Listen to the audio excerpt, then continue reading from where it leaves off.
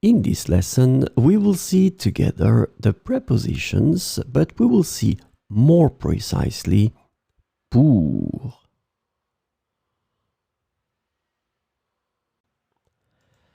So, of course, the first thing that we need to see together is what is une preposition?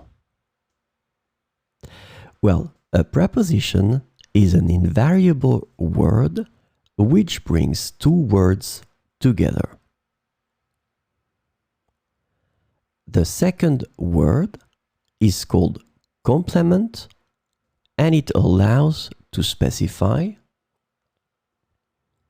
the time, the cause, the place, the state, the manner, the purpose, or the matter.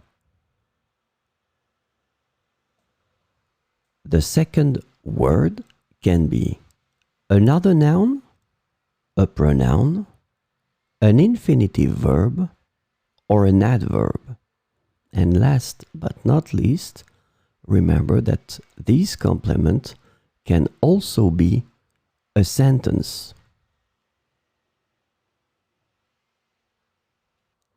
So, this lesson is about pour.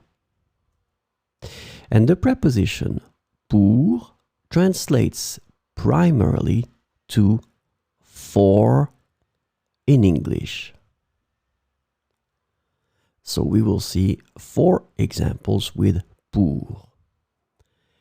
J'ai acheté ce cadeau pour toi. J'ai acheté ce cadeau pour toi. Elle travaille dur pour gagner sa vie. Elle travaille dur pour gagner sa vie.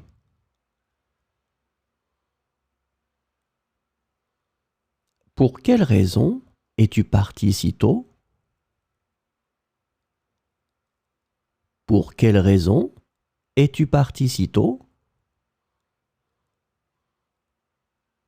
Je suis pour la liberté d'expression. Je suis pour la liberté d'expression.